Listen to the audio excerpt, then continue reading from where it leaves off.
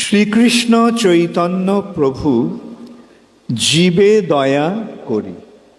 শ্রীকৃষ্ণ চৈতন্য মহাপ্রভু জীবদের প্রতি দয়া করে, জীবে দয়া করি তিনি এসেছেন। কিভাবে এসেছেন?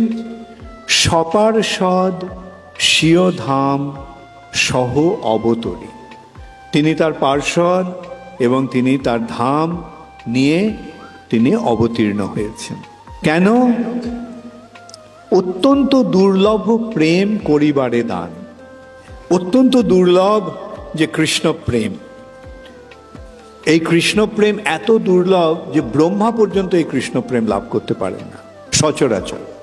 তিনি লাভ করেন, তিনি ব্রহ্মাও লাভ করেন চৈতন্য মহাপ্রভুর কৃপায়, মহাদেবও লাভ করেন শ্রী চৈতন্য মহাপ্রভুর কৃপায়। ব্রহ্মারও দুর্লভ প্রেম সবাকারে যাচ্ছে।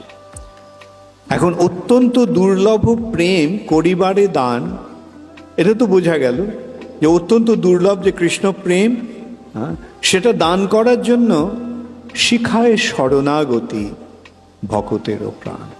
তিনি শরণাগতি শিক্ষা দিচ্ছেন।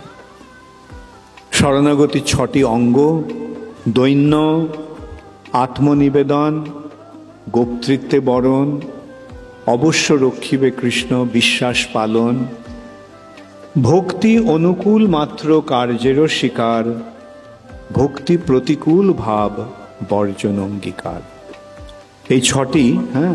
দৈন্য মানে দীনভাব, আমি তো অধম, এই যে মনোভাব, আমি অত্যন্ত ক্ষুদ্র, আমি অত্যন্ত নগণ্য, আমি অত্যন্ত অসহায়, এই যে মনোভাব, এই ভাবটাকে বলা হয় দৈন্য।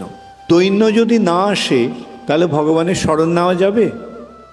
যে অহংকারে মত্ত হয়ে আছে সে কখনো ভগবানের শরণ নিতে পারবে না।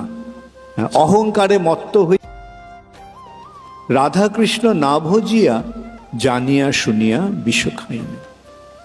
তাহলে অহংকারের বিপরীত অবস্থাটাই হচ্ছে দৈন্য।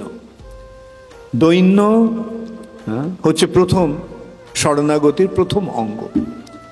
আত্মনিবেদন, নিজেকে ভগবানের কাছে সমর্পণ করে দেওয়া।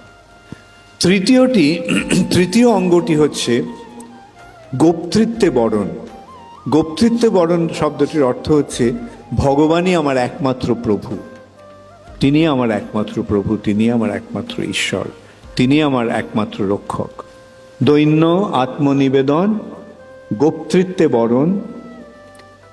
তৃতীয়টি হলো গোপ্তৃত্বে বরণ। গোপ্তৃত্বে বরণ শব্দটার অর্থটা বোঝা গেল যে ভগবান যে আমার প্রভু, সেইভাবে ভগবানকে বরণ করে নেওয়া। চতুর্থটি হচ্ছে অবশ্য রক্ষিবে কৃষ্ণ, বিশ্বাস পালন। কৃষ্ণ আমাকে অবশ্যই রক্ষা করবেন, আমি যদি তার শরণাগত হই তাহলে তিনি অবশ্যই আমাকে রক্ষা করবেন, এই বিশ্বাস।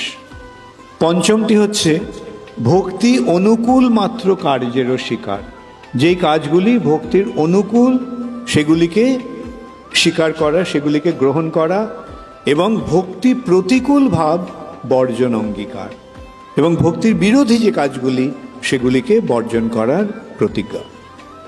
তাহলে 6টা বোঝা গেল।